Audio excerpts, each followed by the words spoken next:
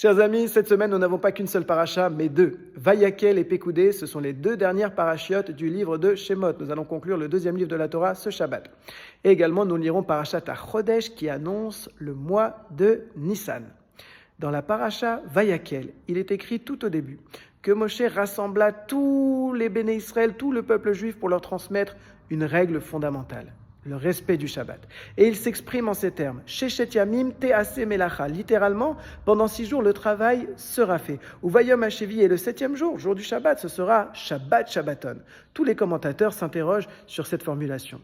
Pourquoi la Torah nous dit le travail sera fait? On aurait dû dire Sheshet yamim te'aseh melacha. Pendant 6 jours, tu travailleras.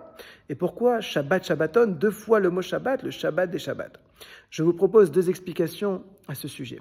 La première nous dit que lorsqu'un quelqu'un respecte le Shabbat dans les moindres détails, qu'il fait de ce jour un jour de délice, eh bien à ce moment-là, la semaine qui suit s'en trouve bénie. Et le travail qu'il a à faire, ce n'est pas lui qui l'accomplira, Dieu le fera pour lui.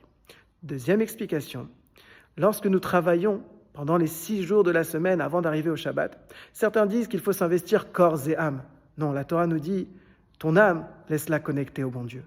Prends bien conscience que ce que tu fais pendant 6 jours, c'est juste le kéli, le réceptacle pour recevoir la bénédiction de Dieu. Investis uniquement tes forces extérieures, mais ton cœur, tes sentiments, ta morale, laisse-les connecter à Dieu. Et à ce moment-là, tu arriveras au Shabbat avec un double niveau. Shabbat Shabbaton. Ton Shabbat aura une dimension extraordinaire parce que tes 6 jours auront été habités de cette spiritualité. C'est ce que je nous souhaite pour chaque Shabbat. Shabbat Shalom.